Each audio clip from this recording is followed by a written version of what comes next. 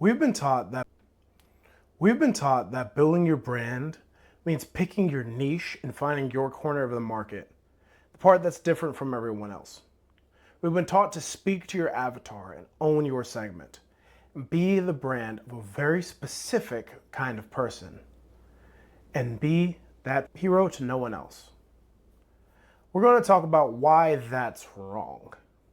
And when you realize why that's wrong, it's almost embarrassing. So this is what you need to know. STP. That stands for segmentation, targeting, and positioning. This has been marketing gospel for decades, and the logic is airtight.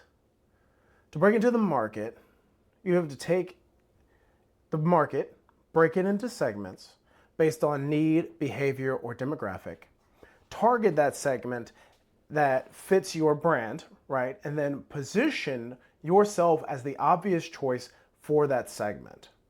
And then from there, differentiate yourself from everyone else.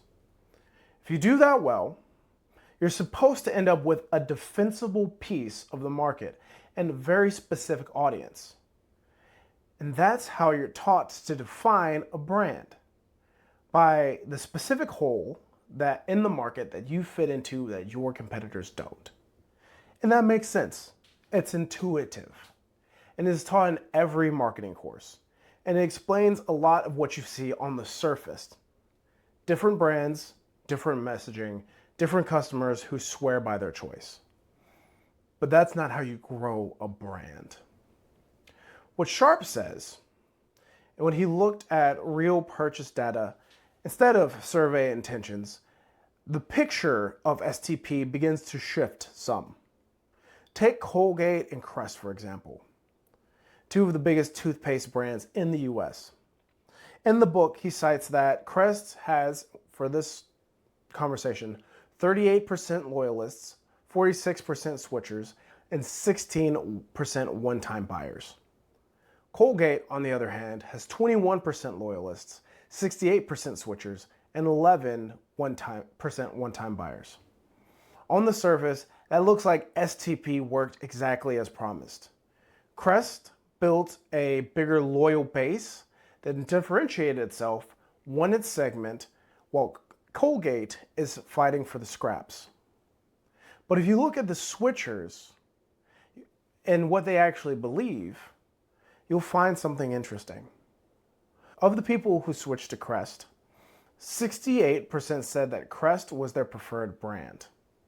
And of the people who switched to Colgate, only 43% said that Colgate was their preferred brand. And that breaks the STP argument apart. When you ask people and here's what breaks that STP even further. When you ask people whether they think the product itself is good, quality, taste, performance, the numbers between the two brands are almost identical. Crest switchers rated Crest highly, Colgate switchers rated Colgate highly. And nobody thinks that they're settling for just junk. And this is why that matters. If STP were actually true, if brands own defensible segments, none of that would make any sense. Because loyal customers should stay the majority and switching should be rare. And only people who should switch are the people who made a mistake. But the opposite is true. Switchers are the majority for both brands. Loyals are the minority. And they are loyals are the minority. And a small minority, much smaller than either brand would like to admit. What's actually happening is a battle that takes place on the fringes. Most buyers aren't loyal to a segment.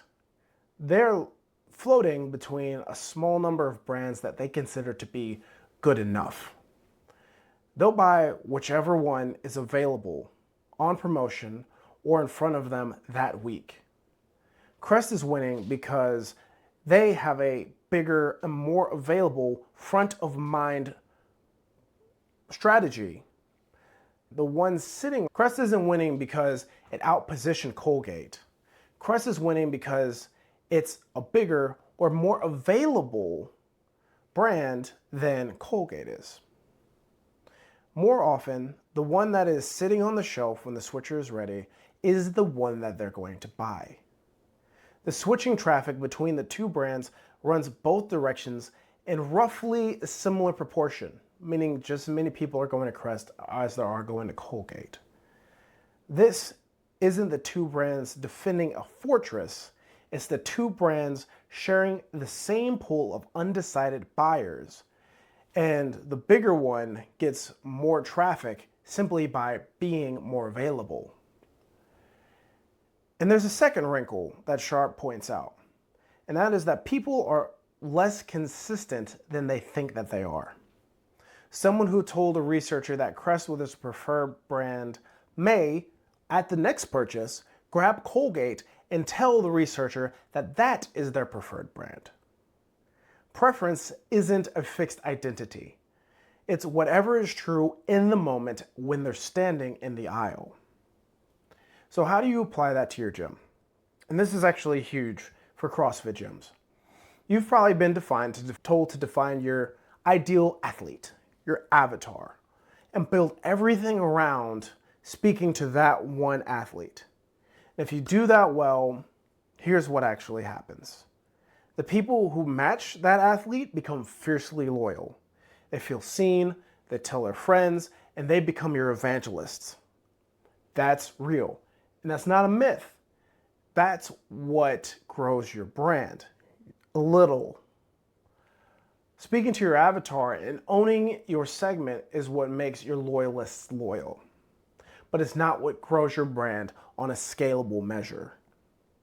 Being mentally available helps scale your brand. Being the gym that comes to mind first. Being easy to find, easy to remember, easy to say yes to. That's what grows your brand. And that's Sharp's whole point. Most people who join your gym aren't your avatar. They're fringe buyers. They're open to your gym, they're open to 2 other gyms down the road. They're not deeply attached to anyone's positioning yet. And they'll go to whichever one they find to be the most available, the most top of mind, or the most low friction.